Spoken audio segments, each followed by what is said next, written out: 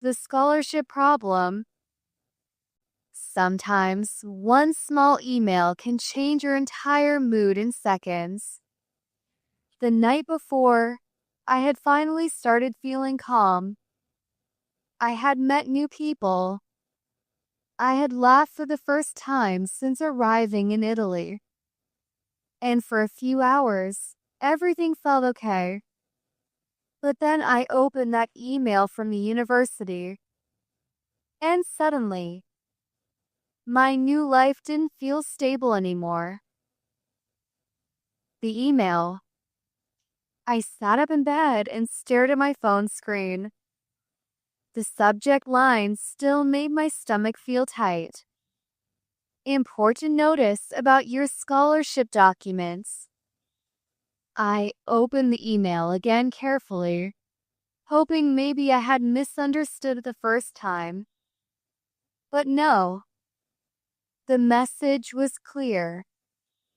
One of my scholarship verification documents was missing from the university system. Without it, my financial support could not be officially activated. For a few seconds, I just sat there frozen. My mind immediately started racing. What does this mean? Did I forget something? What if they cancel my scholarship? What if I can't stay here? I suddenly felt wide awake. The comfortable feeling from dinner disappeared completely. A sleepless night. Emma noticed my expression almost immediately. What happened? She asked softly from her bed. I handed her my phone. She read the email quietly. Then she looked at me calmly. Hey, don't panic yet, she said. But what if there's a serious problem? I asked nervously. She shook her head. Universities send emails like this all the time. Maybe they just need another copy. I wanted to believe her, but anxiety had already filled my mind. That night, I barely slept. Every time I closed my eyes, I imagined worst-case scenarios. Losing my scholarship, returning home, disappointing my family. Outside the window, the city was quiet. But inside my head, everything felt loud. The first morning. The next morning, I woke up early even though I had barely slept. Soft sunlight entered the room through the curtains. For a few seconds, I forgot where I was. Then reality returned. Italy. University. The email. Emma was already awake, getting ready for class. You should go to the international office today, she said while tying her hair. I'm sure they'll explain everything. I nodded slowly. I checked my folder of documents again for the 100th time. Passport, admission papers, scholarship letter. Everything seemed correct. So why was there a problem? Morning at the dormitory kitchen. I went downstairs to the shared kitchen to make coffee. The kitchen was quieter than the night before. A few students sat at the tables eating breakfast or looking at their laptops. Someone was making toast. Someone else was studying with headphones on. I made myself a cappuccino and sat near the window. Even though the morning looked beautiful outside, I couldn't fully enjoy it. My thoughts kept returning to the email. An older student sitting nearby noticed my worried expression. "You okay?" he asked kindly. I hesitated for a second before answering. "I got an email about my scholarship documents." He smiled sympathetically. "Oh, university paperwork." I laughed weakly. "Trust me," he said. "Everyone has problems with paperwork here." That sentence made me feel slightly better. Maybe this situation wasn't as catastrophic as it felt. Going back to campus. A little later, I left the dormitory and headed toward the university again. This time, the city looked different. Yesterday, everything had felt exciting and cinematic. Today, everything felt more serious. Students filled the buses and sidewalks. People carried coffee cups while rushing to class. The morning air felt cool and fresh. As the bus moved through the city streets, I tried to calm myself down. I reminded myself of something important. Problems happen, especially in a new country, especially on the first week. Still, I couldn't stop feeling nervous. Back at the international office.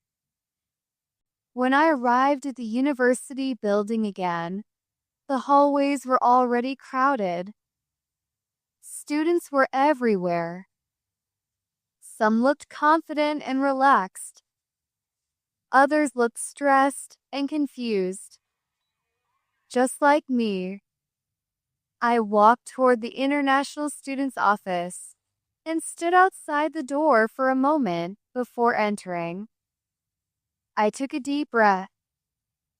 Then I walked inside.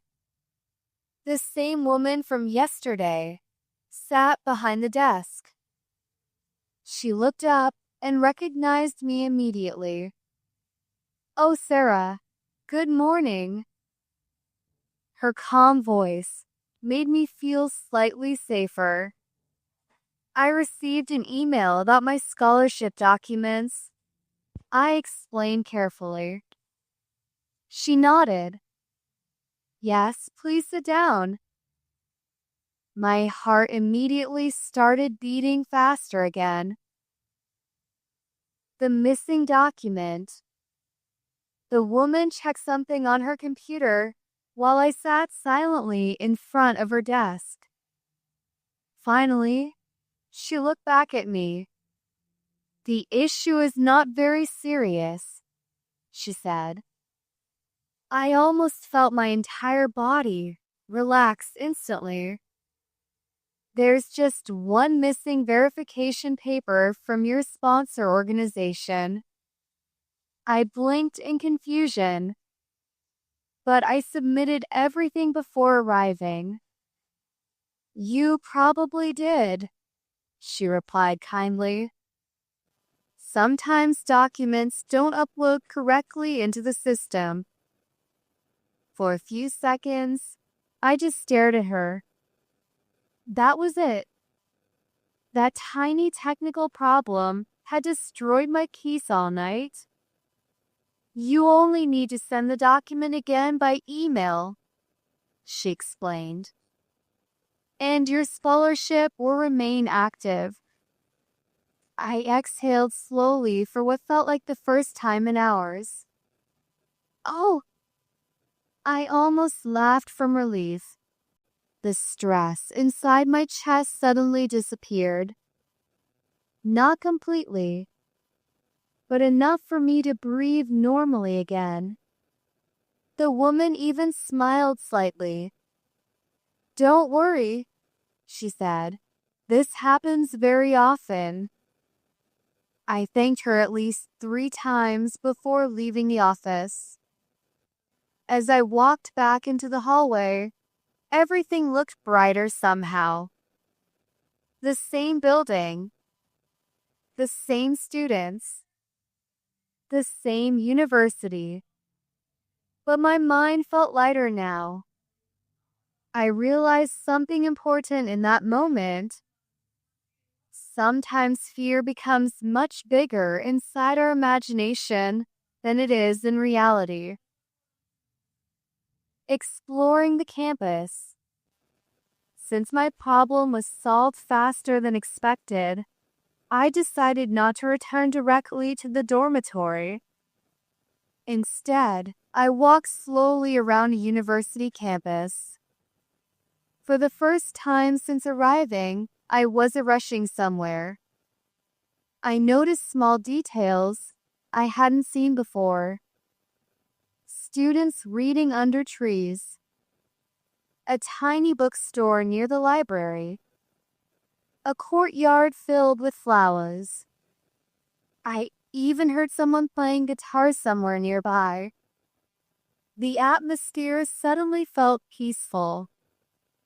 I bought another cappuccino from a small campus cafe and sat outside for a while. The warm sunlight touched my face gently. And for the first time since arriving in Italy, I truly felt hopeful. As I sat outside the cafe checking my phone, I suddenly received a new message. It was from Emma. Hey, I forgot to tell you something important about our dormitory. I frowned slightly. Important? A few seconds later, another message appeared. And after reading it, I nearly spilled my coffee. Ending of episode 4. To be continued.